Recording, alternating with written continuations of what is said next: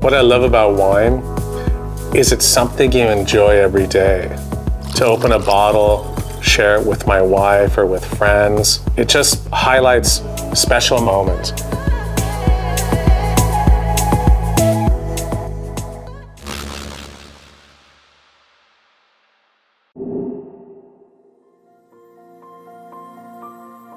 There is a beautiful medieval town in central Italy called Montalcino. It was here in the late 1880s that the iconic red wine Brunello di Montalcino was created by the Biondi Santi family. In the last 3 decades, the quality of Brunello has reached extraordinary heights, and that quality has received global recognition. The 6 Brunello producers in this documentary are just a few of the more than 200 in the region who are dedicated to making Brunello di Montalcino one of the great red wines of the world.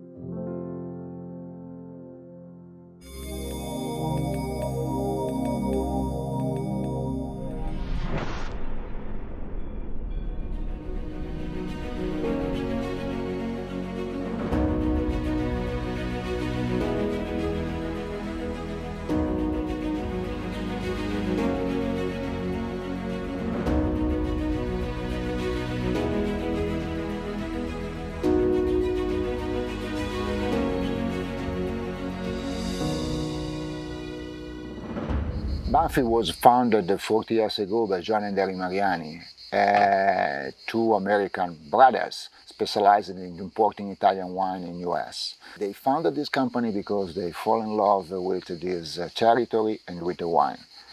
And I think the uniqueness of Banfi is that really Banfi was able to bring Brunello to the world, but also to bring the world to Montalcino, generating this concept, believing in the concept of Montalcino is not only wine, it's a culture, it's a territory, it's a history, it's an Italian tradition, and the wine is also a driver of bringing all these elements, all this lifestyle, country lifestyle into the world. This region, Montalcino, has for sure a very special, let's say, to use a French terminology, a special terroir. It's an area with a very particular climate combined with a very particular soil, very, very diversified. Montalcino is a constellation of very, very different microclimate and terroirs that are in combination with Sangiovese. That probably is one of the most difficult varieties to be cultivated.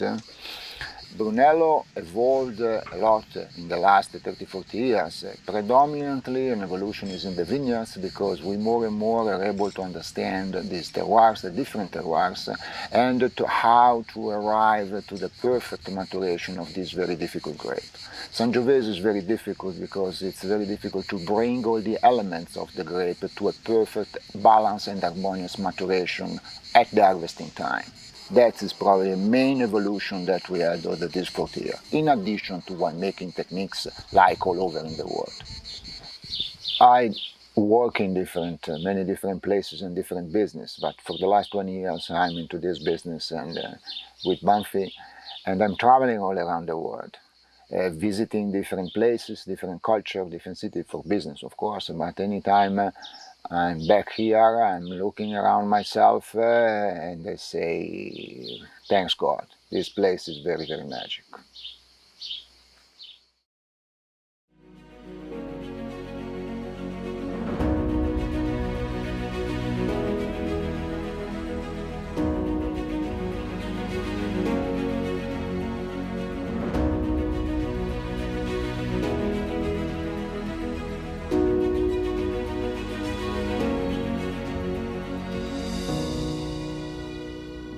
The history of Brunello started with our family 7 generations ago from me, with Clemente Santi. He was the inventor and the pioneer on vinificating a wine 100% Sangiovese Grosso, and he discovered the power and the longevity of this wine.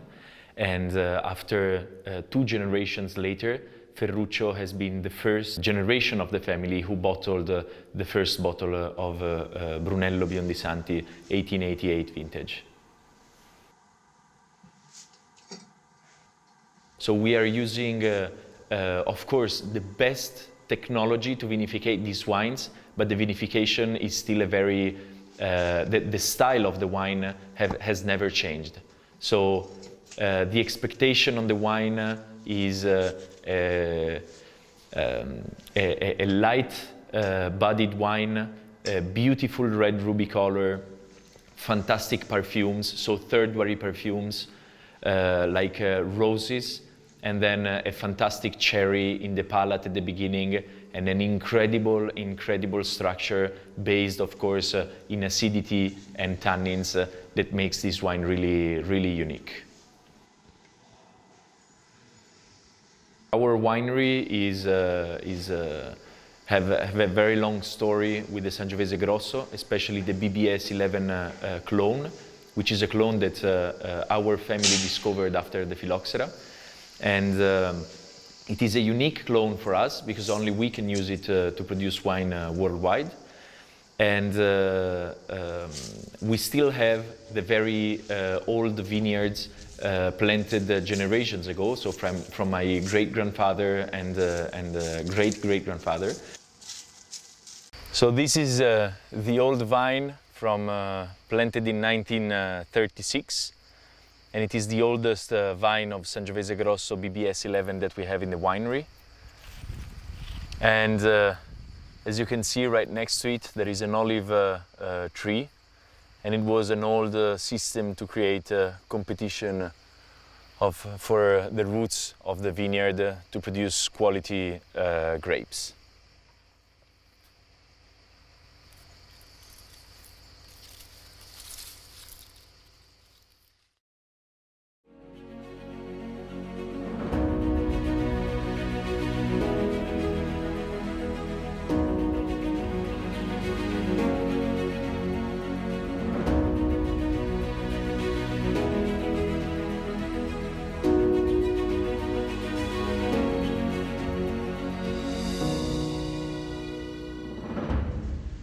I started to make the wine in 1991 in Casanova di Neri, and change a little. Don't change so much. About technical, don't change so much. But today, and I believe that in Montalcino there were great wines also in the past. It's a magic place. But in the last, from 90 vintage, there was the Brunello Renaissance. Today, I speak about Casanova di Neri, but also about Brunello in general. The quality is more constant, and the attention in the vineyard and in the cellar is more strong. It's not only a father, he's one of the greatest teachers I ever had in my life. He taught me a lot, and I think he's going to pass to me and to my older brother the heritage of Casanova di Neri. It's of course a huge responsibility, because I mean we have to be always at the top. So there's a lot of pressure, a lot of responsibility, but we have to use this pressure in a positive way. That means we have to work even harder than him, and learn from what he taught to us, and improve every single way on a daily basis, trying to work better and to communicate what to the rest of the world, to the entire world, what my grandfather has done, what my father has done, and what he's actually doing. I learn every day from my dad, because my dad made wine since about 30 years, so he had great experience.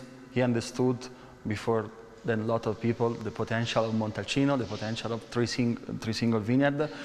So I think, yes, of course, it's a big responsibility, but I'm also very proud to be the son of Giacomo, to work with my dad, because year by year I see that also after 30 years of working and winemaking, it's not tired. You want to be better with me every year. And of course, he gives me a lot of responsibility, but I'm really happy with this because the most important thing for Casanova di Neri is to make great wines, and this is only our focus. And I think together we can do better every year.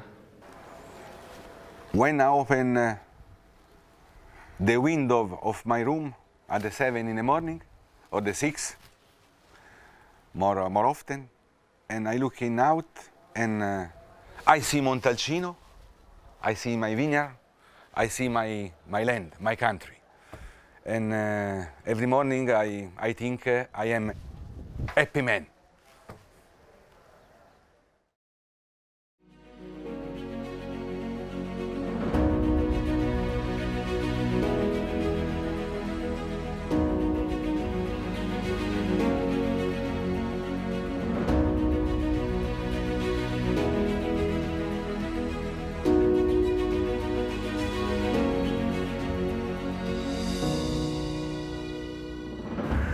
So the history of Brunello, the history of Montalcino, is old and young at the same time.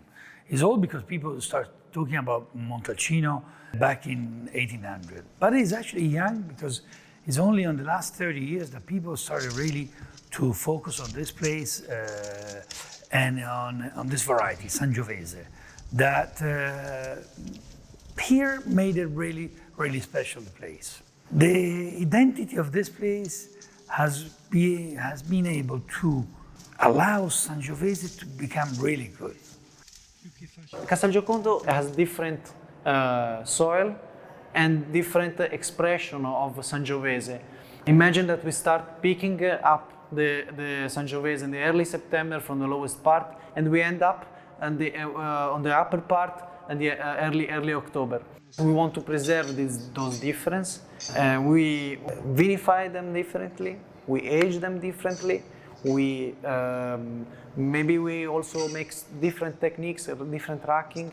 All these things to preserve those differences that the vineyards give us. Because we want to have at the end, under the final blend before the bottling, to have a lot of different Brunello, that we blend them together to have maximum complexity and stable quality along the years. That's the strength of CastelGiocondo. Because Sangiovese is the most planted variety in Italy. It's the variety that historically people were using for everyday wines. So quantity rather than quality. In fact, it was always said that Sangiovese had to be paired with something else to become really good, great wine. And instead here, there is a magic climate, there is the height, there is the sun, there is the winter, there is cold, there is the stony, there is the south exposure. There are a number of exposures in Montalcino. They all are able to make, something that when you open a bottle, your heart beats.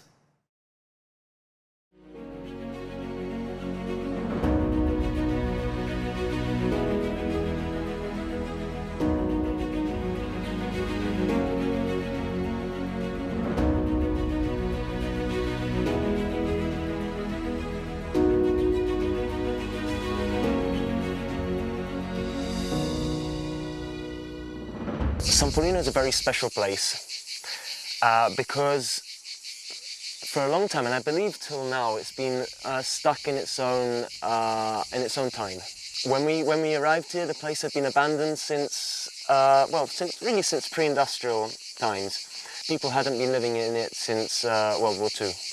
As a result, this place has never been contaminated by modernity. So you've never had pesticides here, synthetic products. It's somewhat stuck in time, and that is very important for the type of wine we're trying to do and for the type of agriculture we're trying to do. Winemaking is almost entirely agriculture. 90% of winemaking occurs in the fields. In that sense, we feel that we want to be in what we call a symbiotic relationship with our fields. We believe that the good wine is first of all made by the terroir, by the place, by the climate, and this It's very difficult to find a place better than this to make wine. And then there is the biodiversity. We are surrounded by by 3 parts. We are surrounded by wild nature, and we believe that good wines are made if there is a very high biodiversity. We are followers of biodynamics here, and it was the philosopher Spinoza who said that nature and God are the same thing. So my relation with nature is first of all a relationship of awe. San Polino, first of all, is family. Family as another one of the organisms which are part of the ecosystem of San Polino. And as in all the other ecosystems, love is the main force. It's so we respect each other, we give space to each other, and we help each other to develop. You could use a family almost as a case study for the whole winery. You've got the pluses in some places, you've got the minuses, and if you're able to bring it all together and to create an alchemy that works, then you can achieve magic. You really can.